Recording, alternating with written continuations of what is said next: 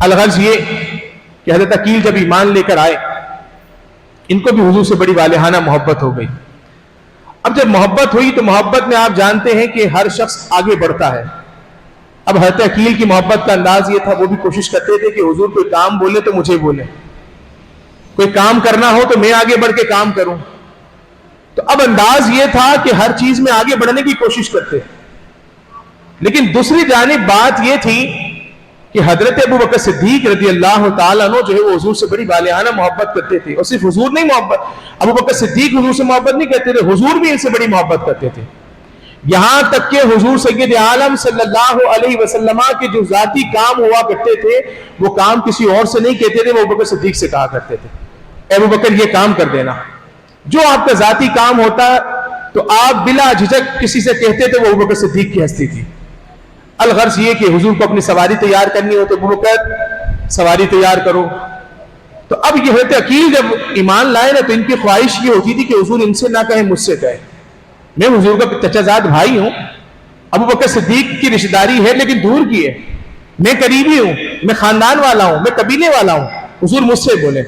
الغرض حضور جہاں جہاں حضرت ابو بکر صدیق کو کوئی کام بولتے، حضرت عقیل جو ہے وہ آگے بڑھتے ہوئے کہتے ابو بکر صدیق سے، ابو بکر آپ ہٹے میں کرتا ہوں، ابو بکر آپ ہٹے میں کرتا ہوں۔ الغرض یہ ہر چیز کے اندر آگے بڑھنے لگے۔ اب جب محبت جب ہوتی ہے تو محبت کے اندر یہ چیز پائی جاتی ہے کہ ایک دوسرے میں آگے بڑھنے کی کوشش جاری رہتی ہے۔ اب حضرت ابوبکر صدیق کی تو والہانہ محبت حضور کی، ان سے محبت، حضور کام پڑے جب ابوبکر صدیق کا نام ہے، ابوبکر یہ کر دو، ابوبکر یہ کر دو۔ اب یہ بات جب آپ جانتے ہیں محبت کرتا ہے کہ کسی شخص سے، تو اس کی خواہش ہوتی ہے خالی میرے سے بات کریں، ان کی باتیں صرف مجھ سے ہوں، کام مجھ سے بولے، کسی اور سے بات نہ کریں۔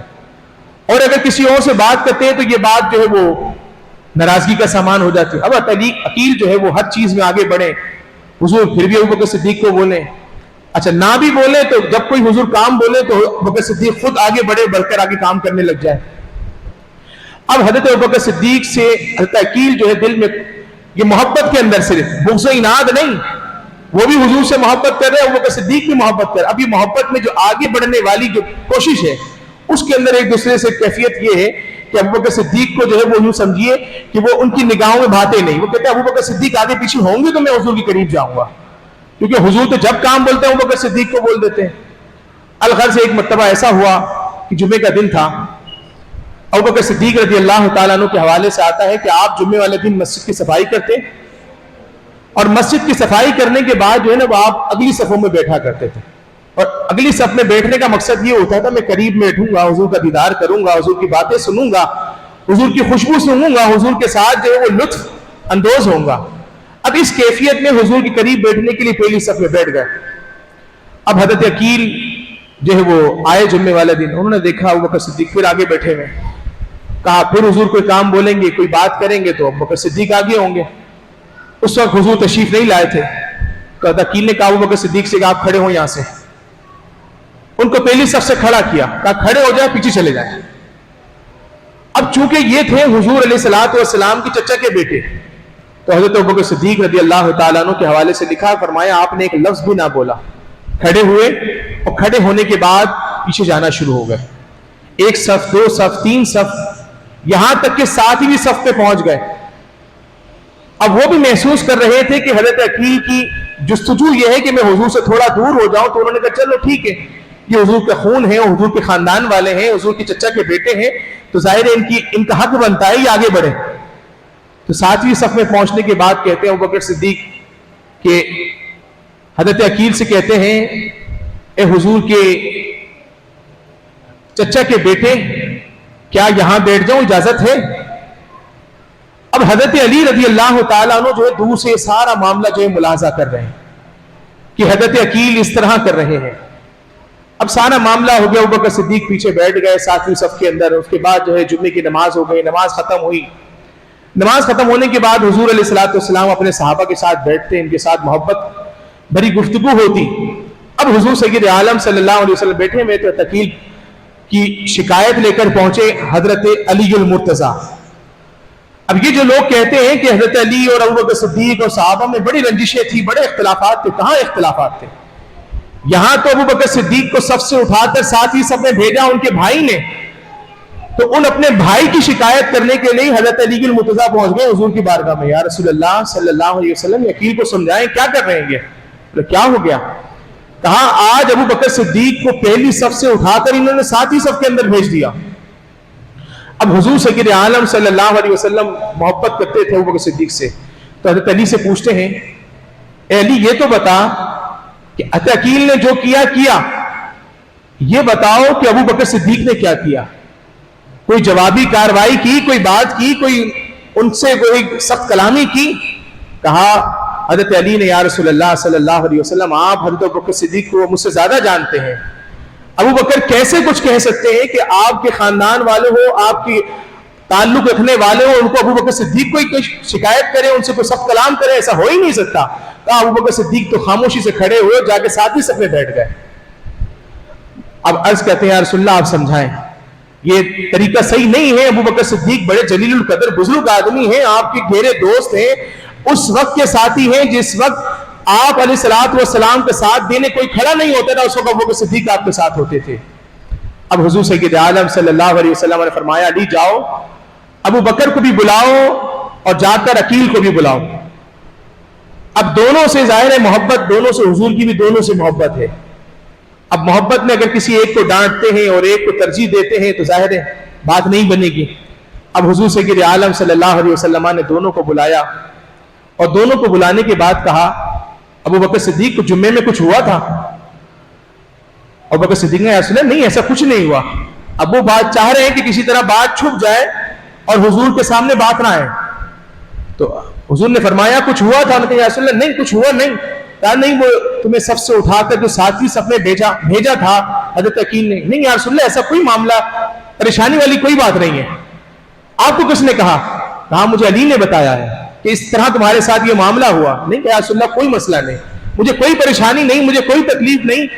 آپ کی چچا کے بیٹے ہیں, آپ کا خون ہے, آپ کے خاندان والے ہیں, یا رسول اللہ آپ کی قبیلے والے, مجھے کوئی پریشانی نہیں, وہ کر سکتے ہیں, شہزادے ہیں, جو چاہے کریں.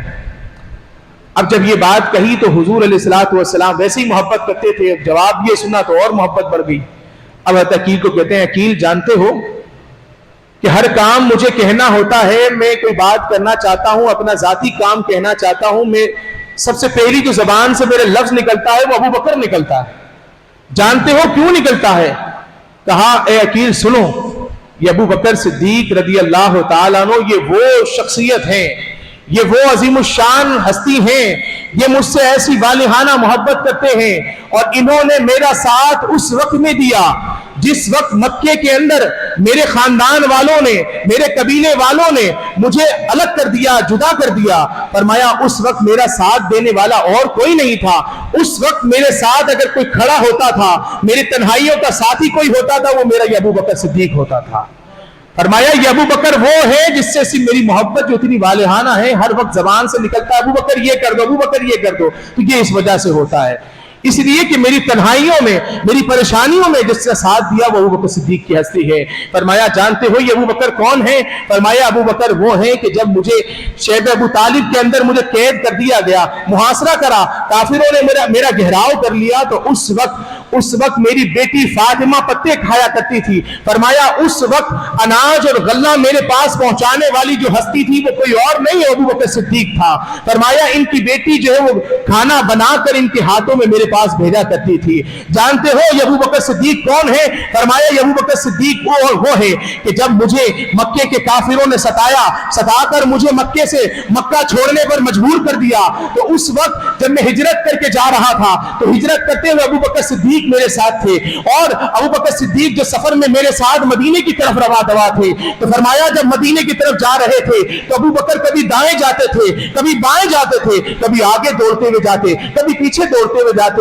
تو میں پوچھتا ابو بکر کیا بات ہے, کیا پریشانی ہے, کبھی تم آگے جا رہے ہو, کبھی پیچھے جا رہے ہو, کبھی دائیں کبھی بائیں. تو عرض کرتے یا رسول اللہ میرے دل میں خوف پیدا ہوتا, مجھے غم ہوتا, کہیں ایسا نہ ہو کہ دائیں طرف سے کوئی کافر آپ پر حملہ ور ہو جائے, بائیں طرف سے کوئی حملہ اور ہو جائے. یا رسول اللہ میں یہ خواہش تھی, میں یہ چاہتا تھا کہ اگر کوئی کافر آپ پر حملہ کرنے آئے تو اس کی تلوار آپ تک بال پر پہنچے, ابو بکر صدیق کی گردن پر پہلے چل جائے. فرمایا یہ ابو بکر وہ ہے کہ جو اپنی جان کو قربان کرنے کے لیے مجھ پر ہر وقت جو ہے ہر وقت اس سفر کے اندر اپنا سب کچھ قربان کرنے کے لیے جو میرے سامنے ساتھ کھڑا تھا وہ کوئی اور نہیں, وہ ابو بکر صدیق کی ہستی تھی.